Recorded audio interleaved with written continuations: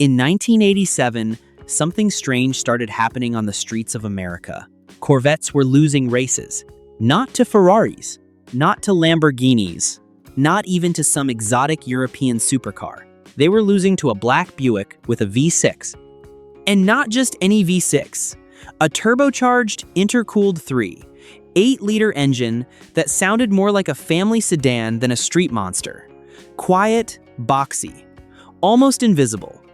The kind of car your accountant might drive, the kind of car that looked like it should be parked outside a golf course, not tearing up the quarter mile. But what almost nobody knew at the time was that this engine was about to expose one of Detroit's biggest lies. Because for decades, the American auto industry had been telling people the same story. Performance was dead.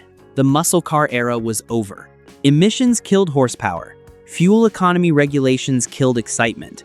Insurance companies killed speed. That was the official story. The narrative every executive repeated. The excuse printed in every automotive magazine. The reason dealers gave when customers asked why their brand new Mustang felt slower than a economy sedan from 10 years earlier.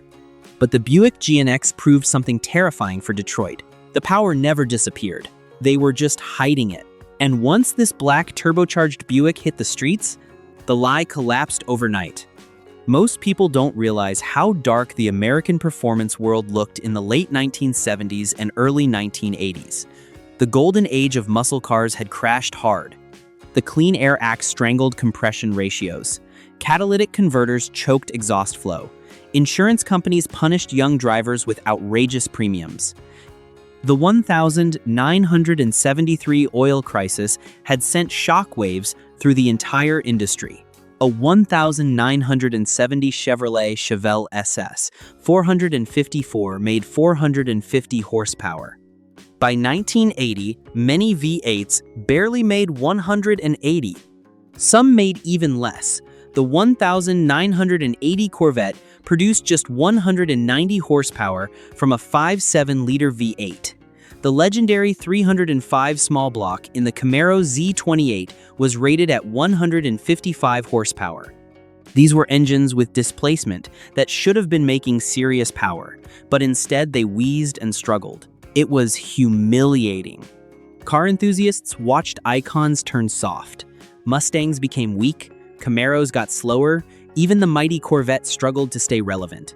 Quarter-mile times that used to be in the low 13s were now creeping into the high 15s and low 16s. Detroit executives kept repeating the same excuse. Regulations made real performance impossible. But inside General Motors, a small group of engineers quietly believed that was nonsense. Their weapon wasn't a giant V8. It was a V6 nobody respected. The foundation was Buick's 231 cubic inch engine, a 3.8-liter pushrod V6, originally designed for economy cars. Cast iron block, cast iron heads, 2 valves per cylinder. Nothing exotic. In naturally aspirated form, it was boring. The kind of engine you'd find in a LeSabre or Regal, dutifully moving families to church on Sunday mornings. But turbocharging changed everything. Buick engineers started experimenting with forced induction in the late 1970s. At first, the results were rough. Turbo lag was brutal. Carburetors hated boost pressure. Engines detonated under load. Pistons cracked. Head gaskets exploded. Test mules came back from track sessions with blown motors and frustrated engineers scratching their heads. One engineer reportedly described early test engines like this. It felt like the car was asleep, until suddenly it tried to murder the transmission. The problem wasn't the concept, it was the execution.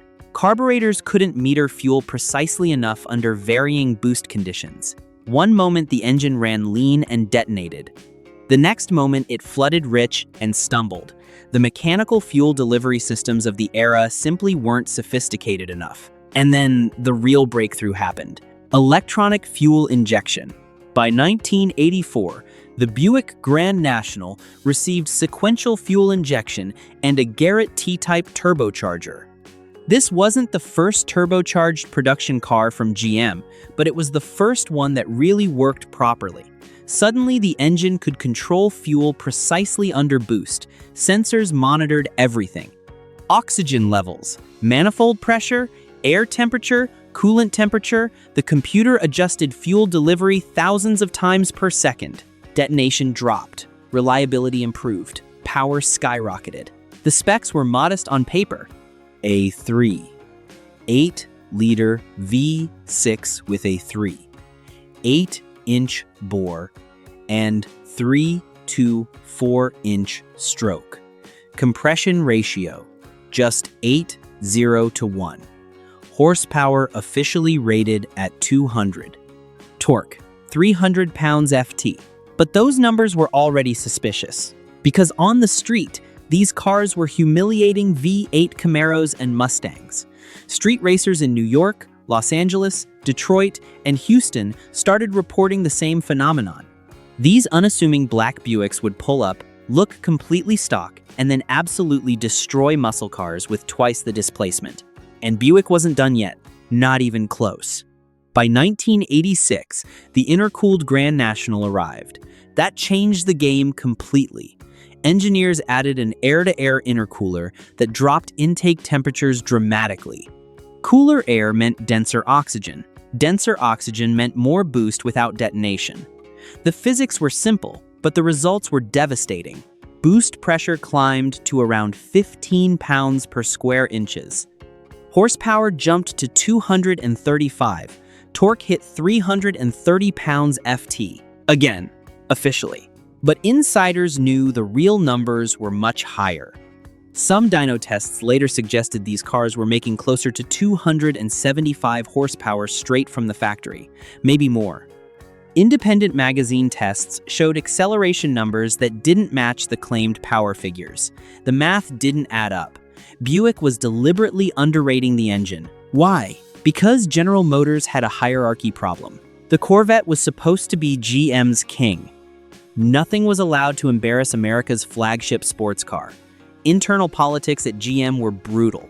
Different divisions competed against each other. Pontiac, Chevrolet, Buick, Oldsmobile, and Cadillac all fought for resources, prestige, and sales. But there was an unwritten rule everyone understood. Nobody beats the Corvette.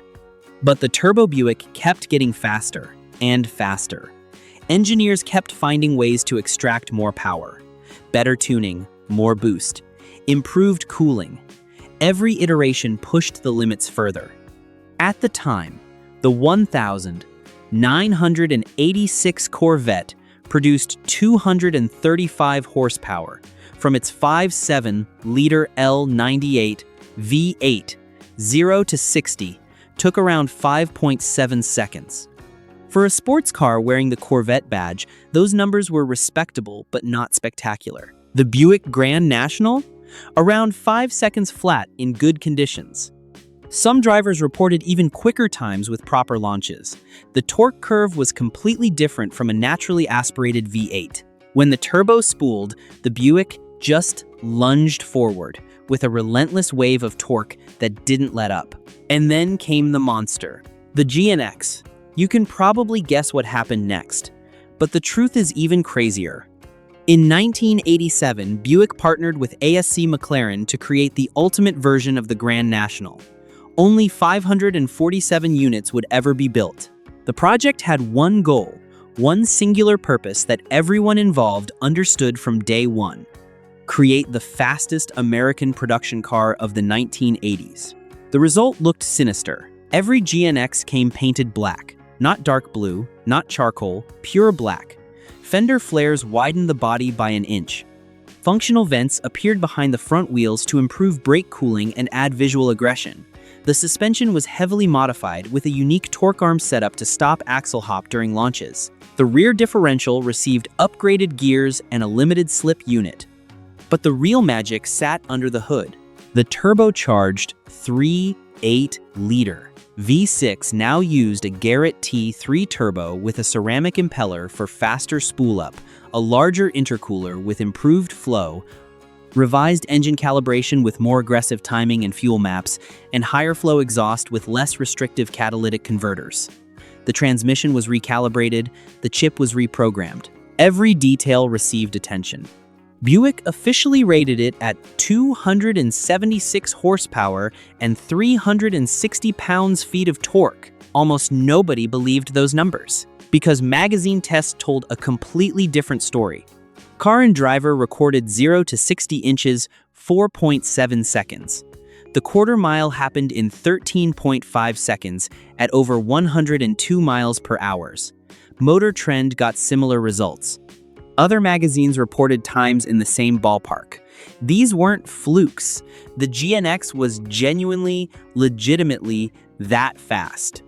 That made the GNX quicker than a Ferrari Testarossa, quicker than a Porsche 911, quicker than almost anything you could buy in 1987, regardless of price. Think about that for a second. A Buick with a V6, outrunning one of the most iconic supercars on Earth. And then the panic inside GM started.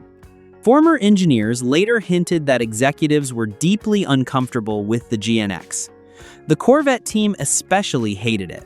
Imagine spending years building America's Halo sports car, the vehicle that's supposed to represent the absolute pinnacle of American performance engineering, only to get beaten by a black Buick coupe with fewer cylinders and less displacement. The politics became nasty. Meetings turned tense. Some Corvette engineers reportedly refused to even acknowledge the GNX's performance. Others dismissed it as a fluke, a one-time publicity stunt that didn't matter in the grand scheme. The GNX exposed the truth nobody wanted to admit. Big V8s were no longer the only path to performance. Turbocharging was the future. And Detroit wasn't ready for that conversation. The entire American automotive industry was built on a foundation of displacement. Cubic inches meant everything.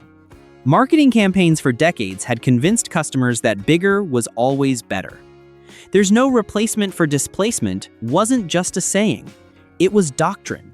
But there was a problem. The engine still had weaknesses. At high boost levels, the stock head gaskets became fragile. Detonation could destroy pistons instantly if the tune wasn't perfect. Oil contamination became a serious issue under repeated hard launches. The factory bottom end wasn't designed for endless abuse beyond 500 horsepower. The connecting rods were strong, but not indestructible. The crankshaft itself was durable, but eventually everything has limits.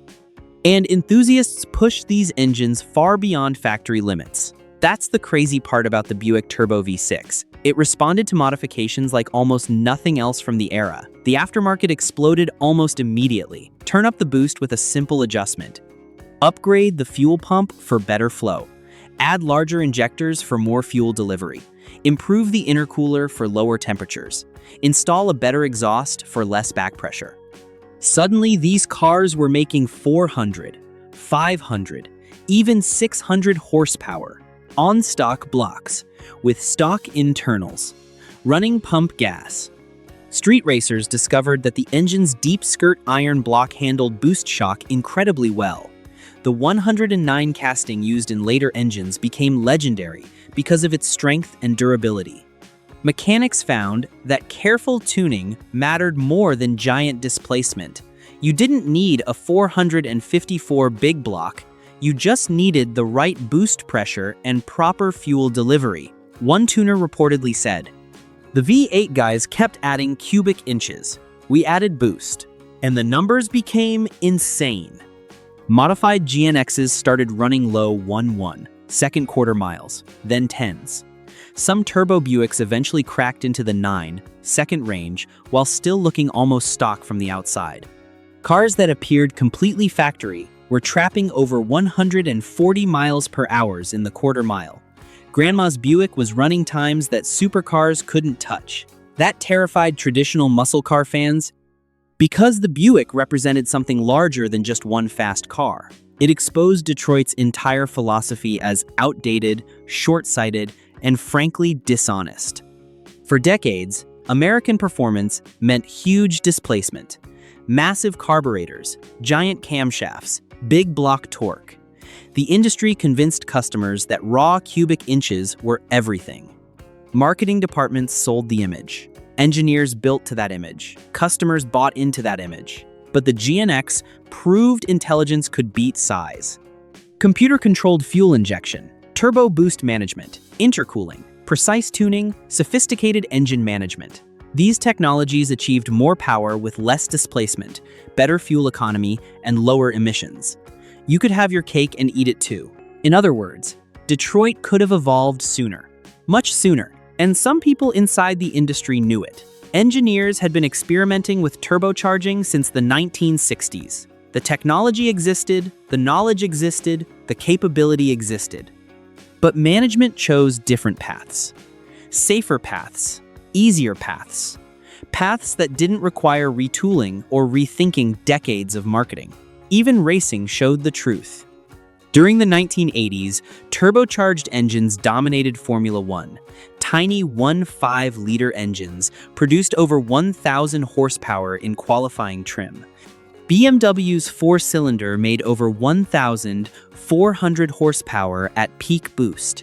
These were engines smaller than lawnmower motors, producing power that would have been unimaginable just years earlier.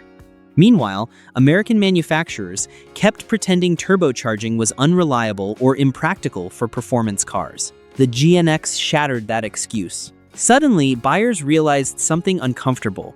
Maybe Detroit hadn't lost performance because they couldn't build it. Maybe they simply chose not to. Maybe the entire narrative about regulations killing performance was just a convenient excuse for not innovating. Maybe the technology existed all along, sitting in research departments and experimental programs, never seeing production because it didn't fit the traditional formula. And then, everything changed. By the late 1980s, the insurance crisis started easing. Computer engine management improved dramatically. Turbo technology advanced. Japanese manufacturers entered the performance world aggressively with sophisticated turbocharged engines that were reliable, powerful, and efficient. Cars like the Toyota Supra, Nissan Skyline GTR, and Mitsubishi Lancer Evolution embraced turbocharging completely. These weren't fragile, exotic cars. They were daily drivers that happened to make enormous power. Detroit had seen the future early with the GNX, but they failed to fully commit. Instead, the Buick died almost immediately. Production ended in 1987. Just 547 GNXs existed. That's it. One limited run, one moment in history, and then nothing. Why kill it? Officially, GM claimed the rear-wheel drive G-body platform was outdated. Front-wheel drive platforms were cheaper and more fuel efficient. Buick wanted a softer luxury image. The company was pivoting toward older customers who wanted comfort, not speed. But many enthusiasts believe there was another reason. The GNX became too dangerous politically inside General Motors. It embarrassed the Corvette. It challenged GM's traditional V8 identity.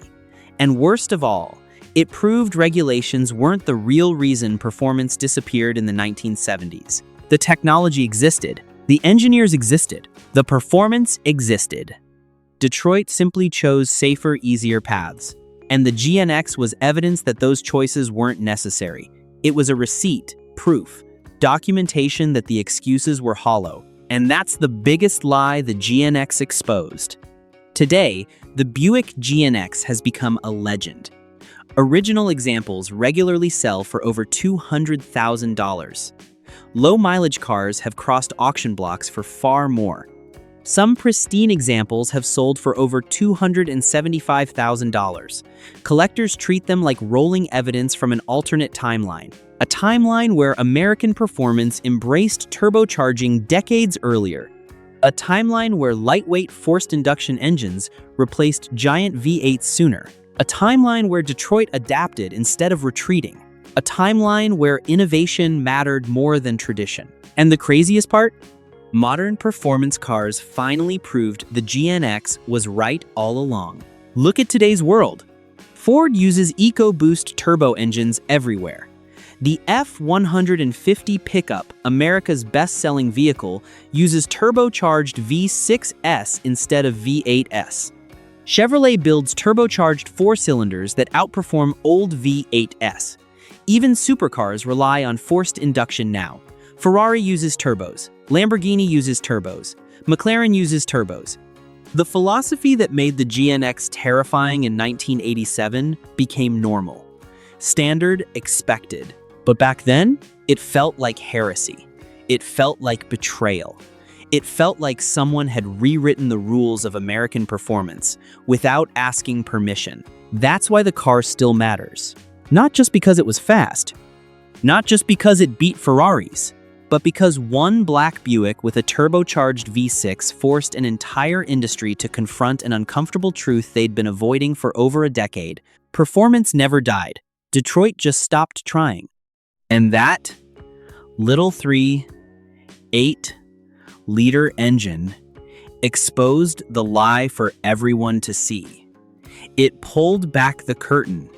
It showed what was possible when engineers were allowed to actually engineer instead of just following the old playbook. The Buick GNX didn't just change street racing in the 1980s. It predicted the future of performance itself. A small displacement engine, massive boost, smart tuning, and brutal real-world speed. That formula dominates the automotive world today. It's how nearly every performance car makes power now. And it all started with a black Buick nobody took seriously. Until it was too late. If you enjoyed this story, let me know in the comments what engine or forgotten performance legend you want to see next. And make sure to subscribe so you don't miss the next deep dive into the machines that changed automotive history forever.